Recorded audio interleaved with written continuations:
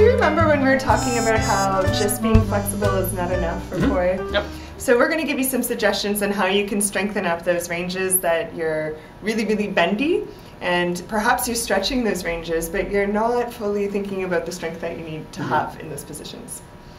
So the three positions that we talked about were the behind the back weave, so the body, yeah, exactly, the body position required for behind the back weave, the stall patterns in front of the body. Stalling and all the wall plane flowers. Exactly, so the shoulder crossing over the body and having to change direction right away. And any of the overhead windmill type stuff that happens in poi. Exactly. So we're going to show you a few little exercises that you can do with your poi or with a tree and with a friend to help strengthen up those ranges. So the first one we're going to do is the behind the back. Exactly. So Nick, why don't you turn around and face our friends here. And so here we are in the position that he's going to need for his behind the back weave. Now what we're going to do is we're going to back off a little bit. So we're not going to start the exercise in the end range. We're going to back off and make sure that we're doing it in a comfortable way. Okay. Now Nick, what I want you to do is take the poi, or take your hand and push it into your body. Okay. So that's the easiest one to start with.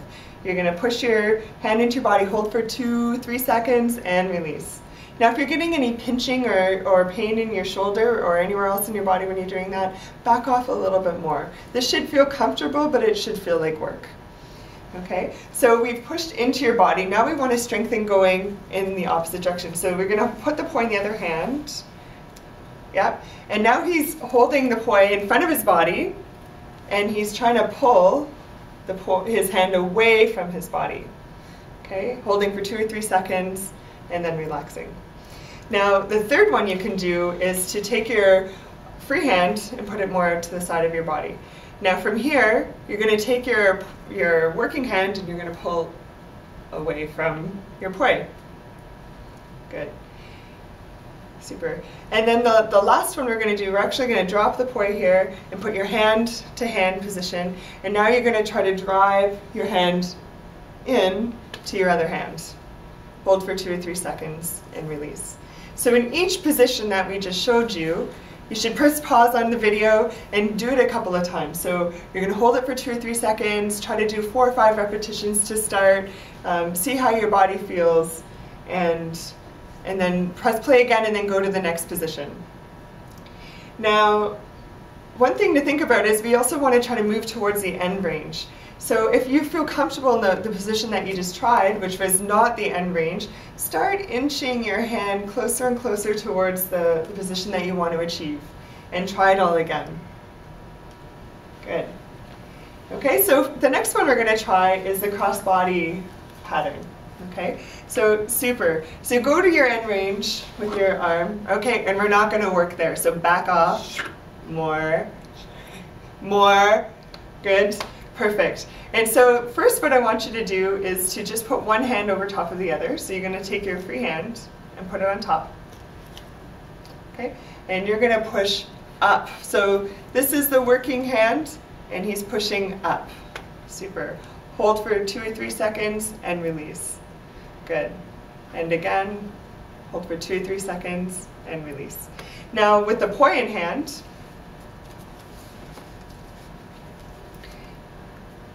we're going to put it over top. Good. And now you're going to push down. Perfect.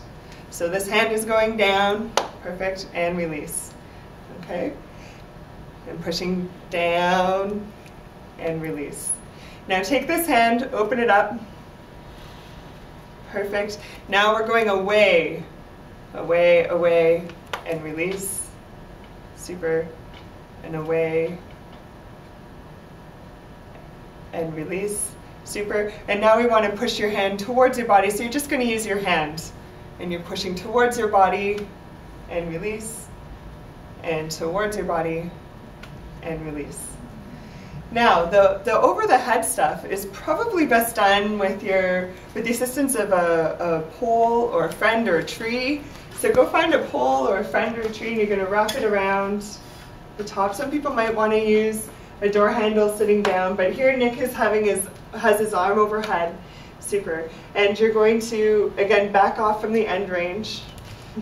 Good. So Nick just moved his body back a little bit in order to bring his hand more in front of his body, which is a less extreme range. And Nick, I want you to push or pull your hand towards the front of your body and release. Good. And towards the front of your body and release. Perfect. Now let's do a quarter turn. And again, back away from your end range.